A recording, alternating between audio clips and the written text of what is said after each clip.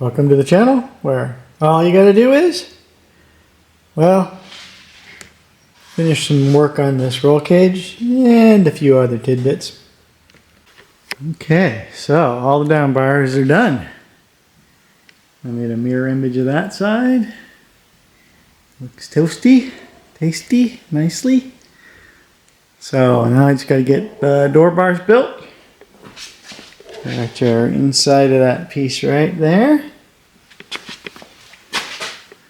And then we have I don't know, 8-point gauge?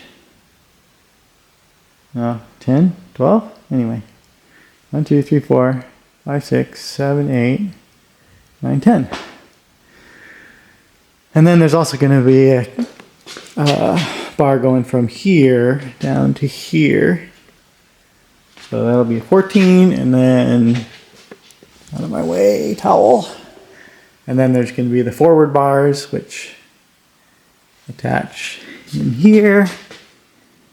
And go through, yeah, you saw it in CAD if you watched my previous videos. If you didn't, this is a whole series, and I think we're at like 20, I don't know, 6 or something. So if you want to see how this thing started life, it was, yeah, it was a 6-cylinder car that I pulled out of somebody's driveway that they kind of were apparently planning on restoring, but then they didn't get past the internet stage, which is buying a bunch of bits and pieces, new wheels and tires and upholstered seats and carpet and yada yada yada. So I popped these front floor plates out just to take a look. This is the right side, this is the left side, but this is where it meets to the torque box on the front of the 68. So, and these are, you know, intentionally long because I wanted it to stick through so I could mark it. Got an extra couple inches. But what I was talking about earlier is potentially, like, it looks like it's in the order of, you know, a little bit under 2 inches to where that, oh, if I have this little piece where, you know, the bottom of the torque plate kind of looks like this, and the pipe comes through like that, right? So if I cut it off straight, then I'd have to like put this piece in there. So I'd rather not have to do that, but it doesn't look like on the driver's side I have enough room to leave that in there, unless I do something kind of sneaky, which is just kind of notch this out right here a little bit. So this will kind of come down like that a little bit. Or I could, you know, this side's fine, but that side, since it has the heater blower thingy there, or the vent, I guess it's the vent thing over there, I'm not going to need that. So I may just chop that to give a little bit more room for the pedal box installation and for this installation, and then I can just trim this to here. I think that'd be the best, right? And then this will weld to the bottom of the floor, you know. So this piece of bar that's going through there will look like that, and then I'll just weld all in here. So, got to be able to put it together though, right? It's like building a ship in a bottle. If your tweezers and your parts are bigger than the opening in the bottle, it doesn't work. So, but I think this this makes more sense for the simple reason that I can, you know, I have the floor plate. It looks like that. And I have the A hoop that looks like that. And then I can weld my door bar onto there, right? So I can get to this and this to weld it all the way around. This to this, weld it all the way around. And then this is sticking through. So I'm going to shorten that, right? It's going to look like that kind of. So if I can slide this all in as an assembly, this is all welded, and then I just need to get, well, the only part that's going to be hard to weld is right here where the bar is coming up, and that's got, you know, 5/8 of an inch, so that's really not going to be hard. Getting in here, inside the car, is the challenging part, right? Because this comes over, you know, kind of like that. So I think that's what I'm going to do.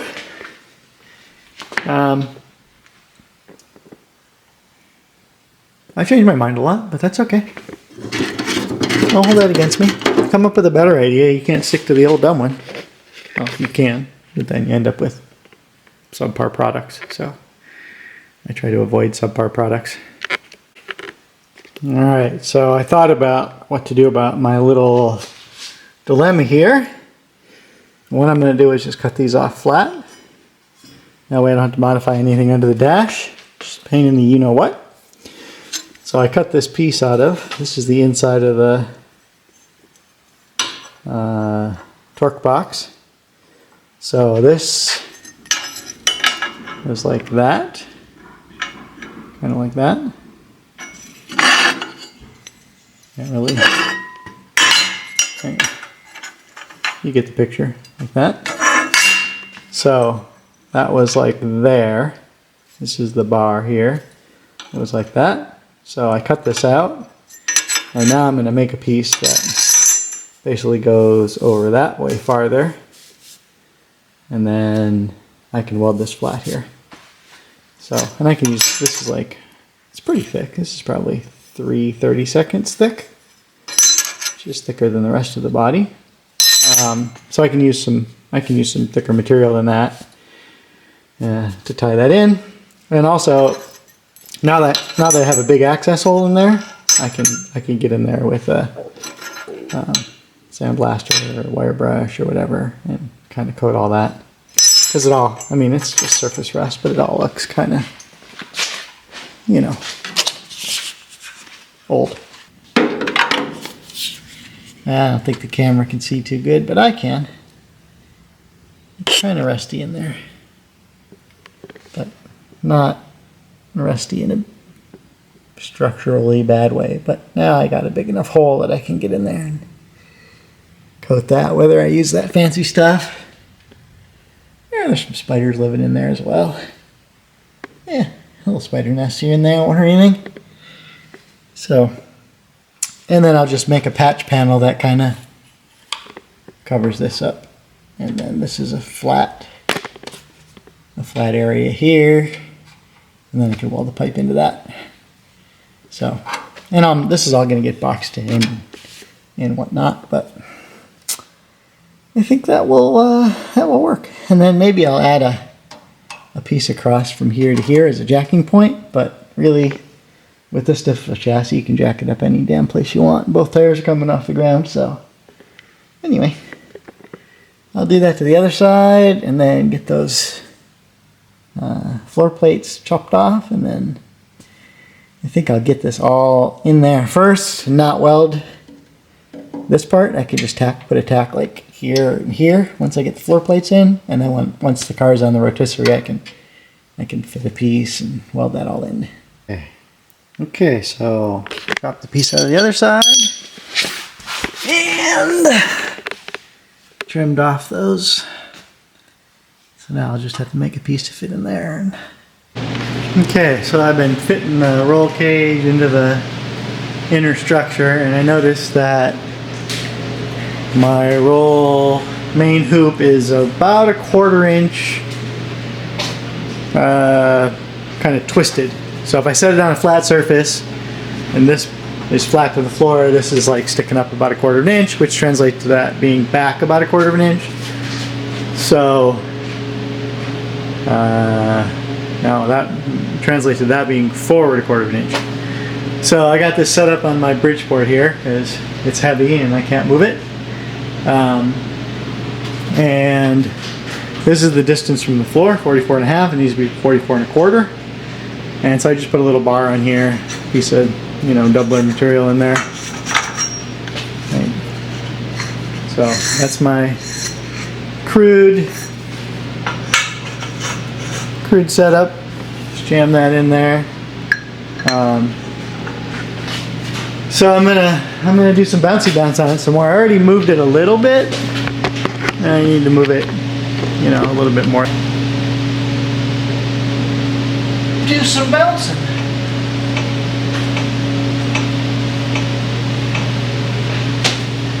Steel is real. 44 1/4. Ah, that was easy.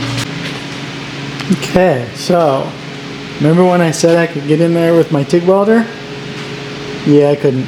It's too wide, so I had to bend this out of the way. Same thing over here.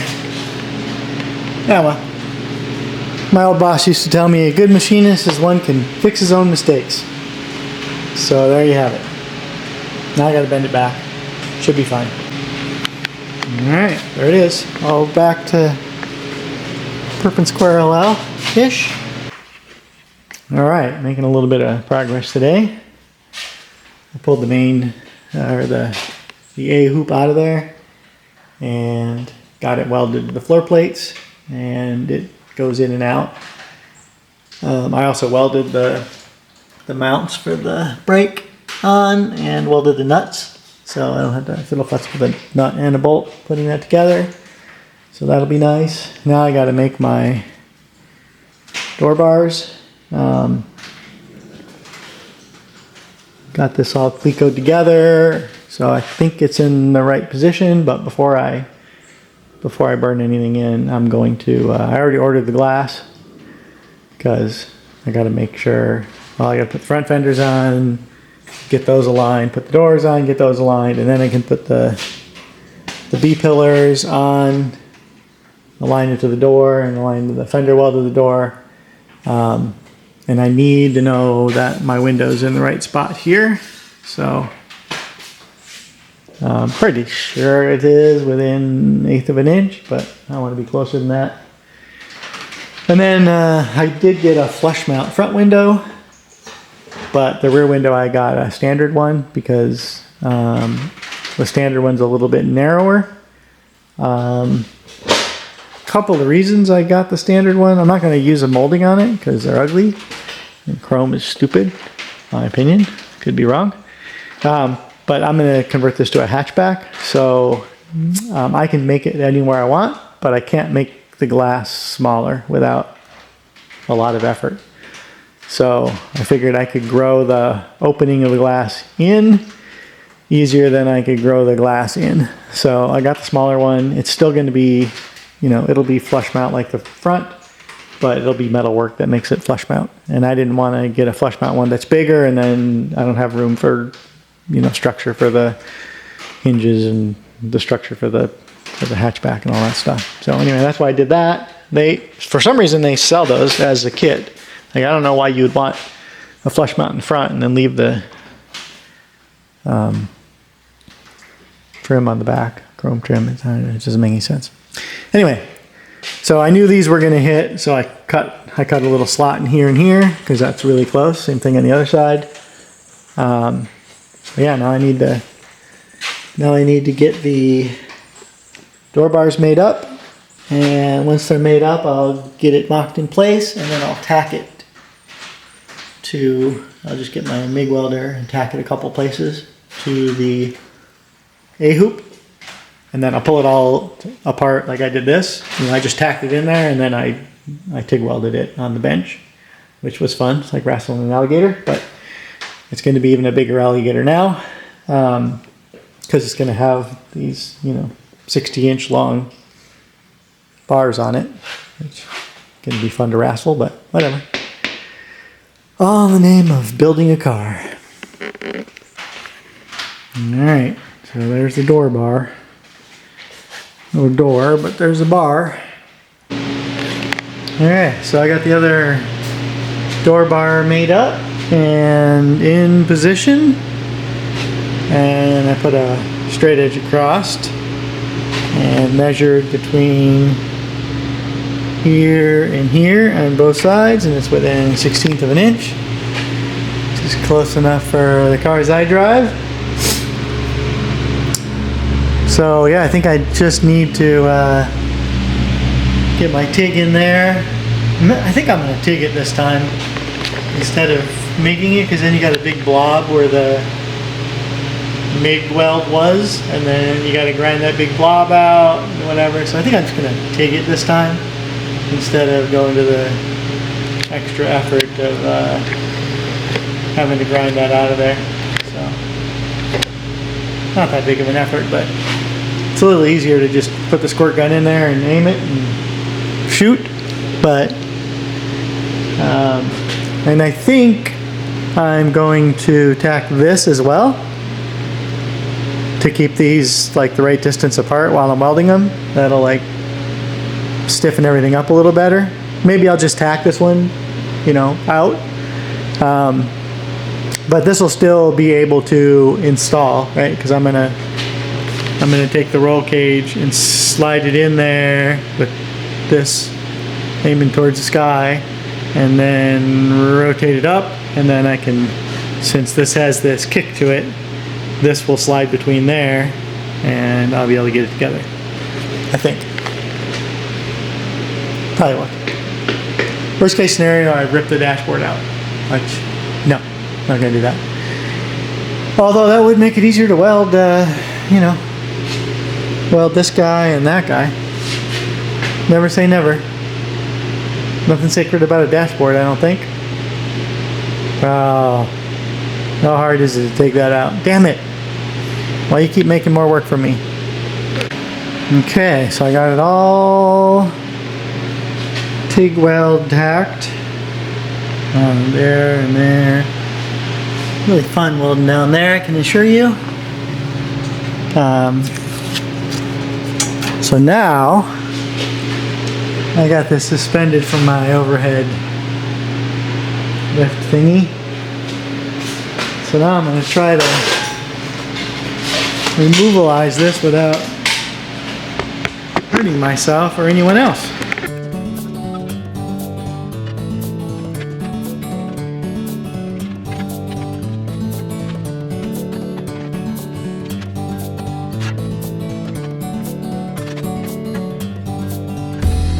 There it is. I can get in there and weld that all up prettily, and then jam it back in the hole. The fact that I got it apart suggests I can get it back in.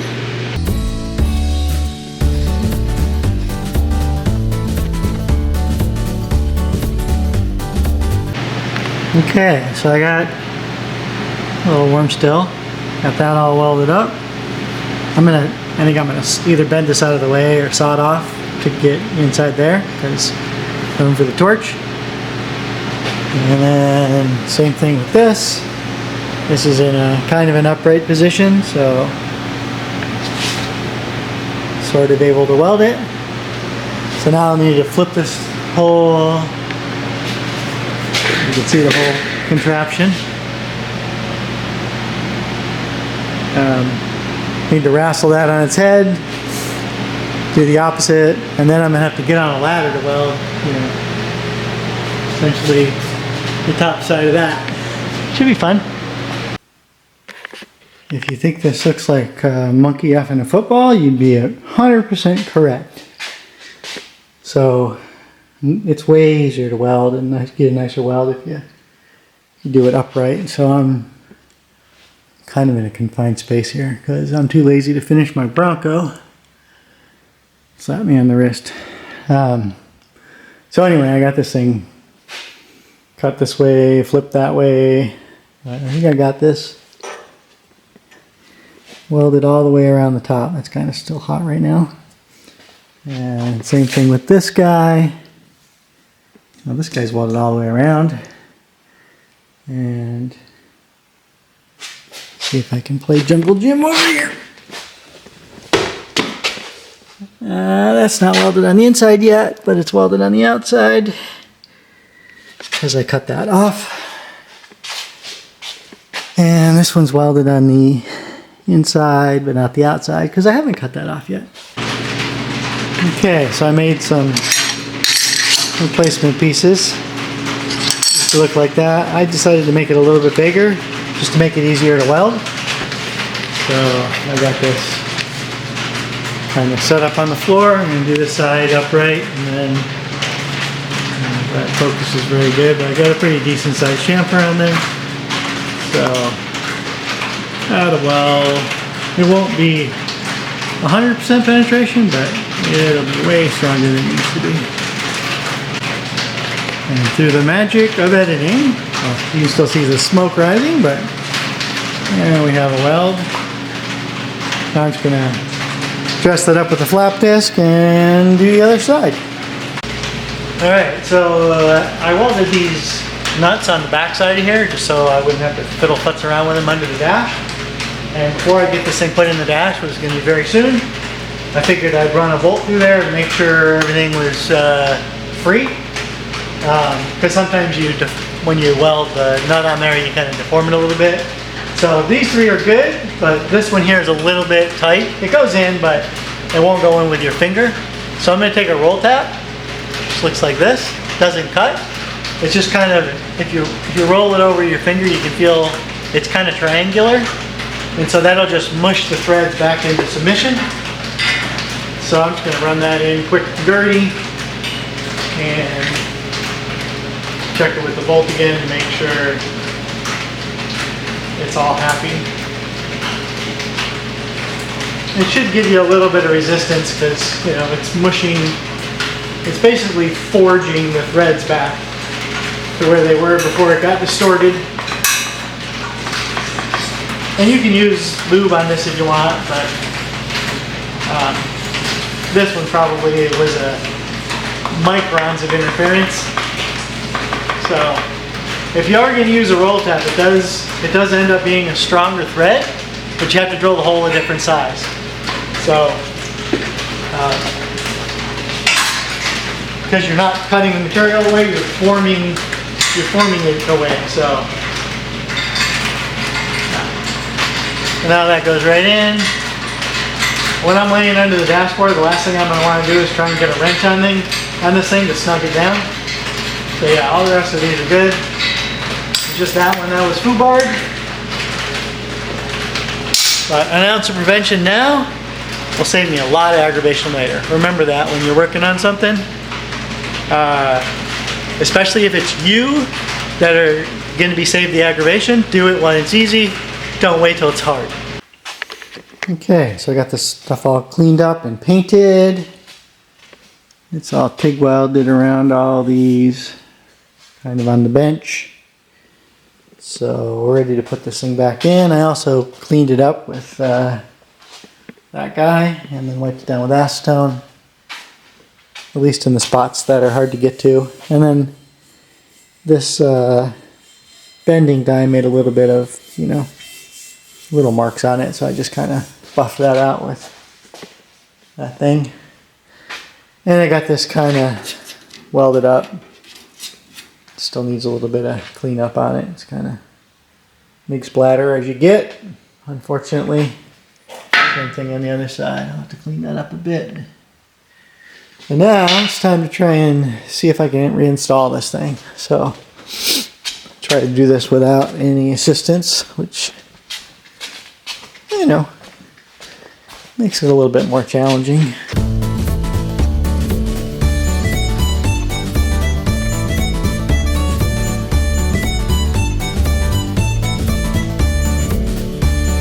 Thanks for watching. If you like this content and want more, subscribe, like, and share.